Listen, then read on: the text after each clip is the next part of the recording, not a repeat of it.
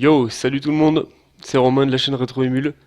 On se retrouve aujourd'hui sur une légende du jeu de voiture, la référence à l'époque, sortie en 2000 sur PlayStation 1, sortie par Polyphony Digital. Donc là, on est sur le deuxième, c'est bien sûr Gran Turismo.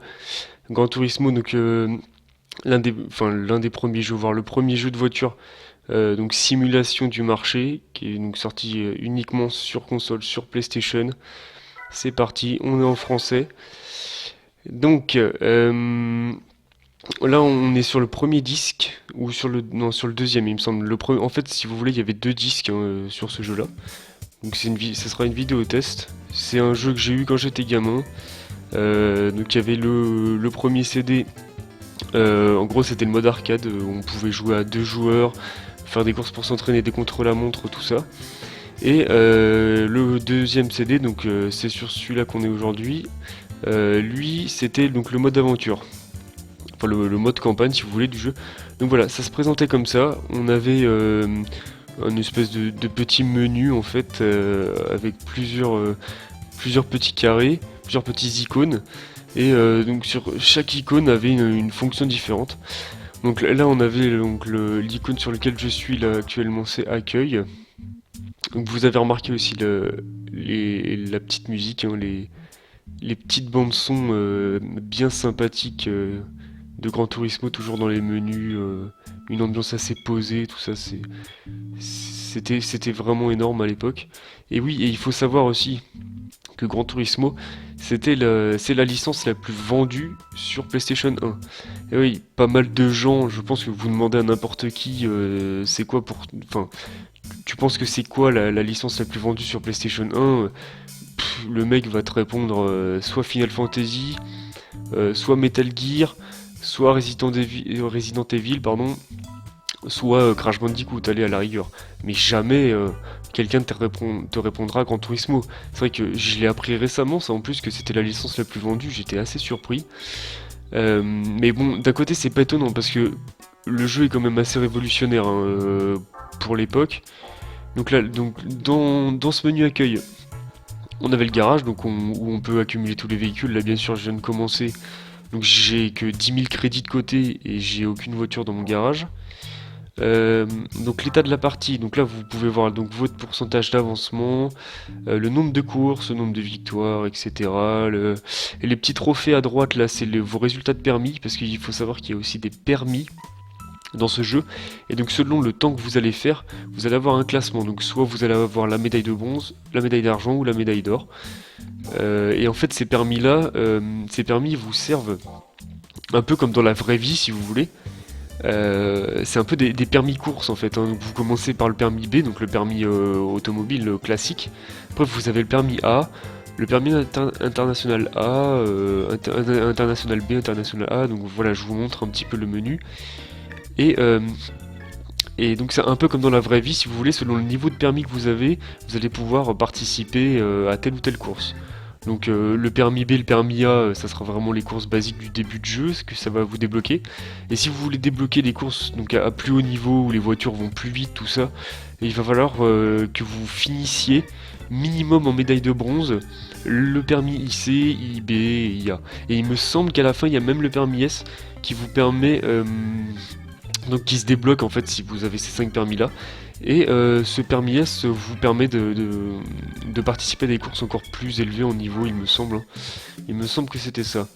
Donc là, on a 10 000 crédits. Donc en fait, ce que vous voyez, nord de la ville, est de la ville, sud de la ville et ouest de la ville, en fait, c'est les concessionnaires de voitures. Donc selon où vous allez, donc est, bien sûr, ça va être le Japon. Le nord, ils ont mis l'Allemagne et l'Angleterre. L'ouest, vous avez la France et l'Italie, et le sud, vous avez les États-Unis. Donc il y a aussi un lavage de voiture, il me semble que c'est pas très utile, on peut pas y accéder si on n'a pas de voiture. Donc vente de roues, si vous voulez changer de jante sur votre voiture, c'est accessoire. Et donc commencer course, bien sûr, donc là il y a toutes les courses du jeu. Donc vous avez la Ligue Gran Turismo, donc ça va être les courses de base, les courses spéciales, les tout-terrain, donc tout ce qui est... Donc en fait ce sera des courses rallye hein, tout simplement. Et endurance, oui, parce que ça doit être un jeu sorti sur 2000 sur PlayStation 1, il y a quand même des courses assez balèzes, hein. Donc là, comme vous pouvez voir sur le menu, il y a du 300 km, du 200 km, du 100 miles, il y a même du 2 heures, du 200 miles, hein, 30 tours. Et par contre, la dernière, je sais pas trop ce que c'est. Épreuve d'endurance nocturne, route 5.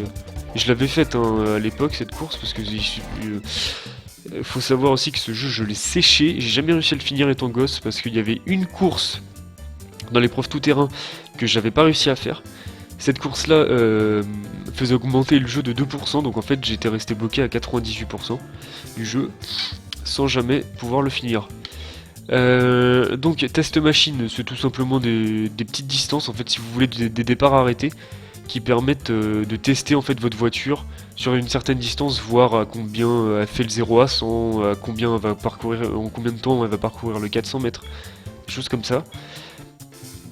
Voilà, voilà. Donc là, bien sûr, au début du jeu, faut forcément acheter une voiture. Donc on a 10 000 crédits. Si je me souviens bien, les meilleures affaires, c'était dans les voitures d'occasion chez les concessionnaires japonais. Donc on va partir sur une petite Nissan. Je pense à une Skyline. Une petite Skyline d'occasion. Alors vous voyez, là d'occasion, on est déjà dans les gros prix, on est à 43 000 hein, chez Nissan. Voilà, donc l'occasion ça se présentait comme ça, alors que les voitures neuves ça se présentait un peu plus, c'était un peu plus sympa, il y avait les images des voitures, tout ça, alors que là finalement c'est une bête liste. Oui, et niveau contenu, donc pour l'époque c'était assez révolutionnaire, puisque non, celle-là elle est pas terrible. Voilà, celle-là me plaît déjà mieux, on va l'acheter, même si la peinture est assez dégueulasse. Et je vais voir si on peut pas avoir quelque chose de mieux. Non. Oui, donc niveau contenu, je disais, je me coupe là tout seul. Niveau contenu, il y a, ça se compte en centaines de véhicules. Et je pense qu'il y a 20-30 circuits, quelque chose comme ça. Et donc, mettez-vous bien ça dans la tête quand même. On est en 2000 sur PlayStation 1. Il y a plus de contenu qu'un Forza 3, quoi. Vous voyez un peu le délire quand même, hein. Il y a plus de véhicules et plus de circuits qu'un Forza 3. Alors qu'on est en 2000 sur PlayStation 1. C'est vous dire quand même l'avance que Gran Turismo avait par rapport aux autres jeux. Voilà, on va prendre celle-là. Hop. Donc voilà, on l'a acheté. En plus, on l'a pas acheté trop cher. Vous voyez qu'en bas, il nous reste 4872 crédits. Et donc là, on va pouvoir se permettre d'aller dans les réglages. Et donc, voilà. Donc ça, c'est pareil. Regardez, franchement, il y a 4... qu'est-ce que je dis? Il y a 8 catégories de pièces, du coup, qu'on peut modifier. Vous avez le silencieux, le frein, moteur, tout ce que vous voulez, les turbos, suspension, le type de pneu, qui est bien sûr très important dans un jeu de voiture. Et autre, il me semble que dans autre on avait, voilà, c'est ça, l'allègement, donc vous pouviez genre mettre des sièges baquets, des arceaux, tout ça pour alléger la voiture, modifier la carrosserie. Donc voilà, il y avait même des modifications courses pour certaines voitures.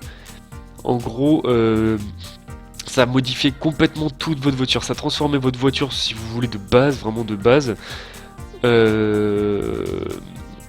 Donc en gros la voiture que vous achetez comme ça, que vous pouvez rouler sur la route avec n'importe quand, en gros ça la modifie en voiture de course. Donc avec les chiffres sur les côtés, des bas de caisse un peu, enfin la voiture un peu rabaissée, des ailerons plus performants, tout ça.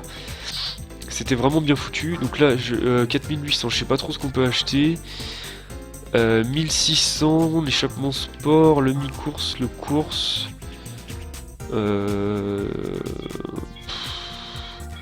Je vais plutôt prendre le... Ouais non, ça rajoute que dalle. Je vais voir si on peut pas rajouter quelque chose de mieux dans le moteur par exemple. Ordinateur, 1500, ouais, c'est cher. Équilibrage, oula là là là là, on monte dans les prix. Vous voyez que déjà là, rien que pour faire... rien que pour changer quelques pièces, ça nous coûte déjà plus cher que la voiture elle-même, quoi. Donc c'est assez ouf. Réglage moteur atmo, on peut pas puisqu'on n'a pas de moteur atmosphérique sur notre voiture, on a un moteur turbo. Alors ça coûte trop cher aussi, donc tiens, on va voir si le turbo de base on pourrait... Tiens, 4500. 4500 et on a quand même une... Allez, on va prendre le turbo de base. Voilà, on l'installe. Voilà, donc de 214, il me semble, on est passé à 237 chevaux. Voilà, allez, donc maintenant on est paré. On va aller dans... Donc commencer course. On va prendre... Ligue Gran Turismo, allez, le premier qui vient. Ah voilà, donc là vous voyez... Pour participer à ce championnat, il y a les petits logos en fait sur la barre grise là. Ça c'est les permis qu'il nous faut en fait pour participer au championnat. Donc là normalement on peut pas, il nous faut le permis B et le permis A. Donc je vais quand même essayer. Voilà c'est ça, un permis B est obligatoire. Donc on ne peut pas y participer. Et je vais voir dans course spéciale s'il n'y a pas... Voilà, là c'est marqué free. Donc free normalement c'est qu'on peut... y participer sans permis, quoique je vois que c'est marqué à côté aussi alors qu'il y a le logo du permis B. Ah parce que ça doit... Ouais voilà c'est ça, c'est que c'est pas toutes les courses. Donc Tahiti Road, tous les véhicules, allez on est parti pour notre première course. Et donc c'est pareil au niveau des données de voitures et tout, c'était révolutionnaire à l'époque, hein, c'était vraiment un truc de malade. On va se mettre en automatique parce que manuel c'est assez galère. Mais oui, c'est... On avait... Tiens, qu'est-ce que c'est que ça? Ah, ça doit être un tour d'essai. Alors, ouais, je vais essayer de changer la vue. Alors, je ne sais pas c'est quelle... Voilà, c'est là. On va mettre cette vue-là, parce que... Ouais, ça sera plus agréable à regarder, je pense.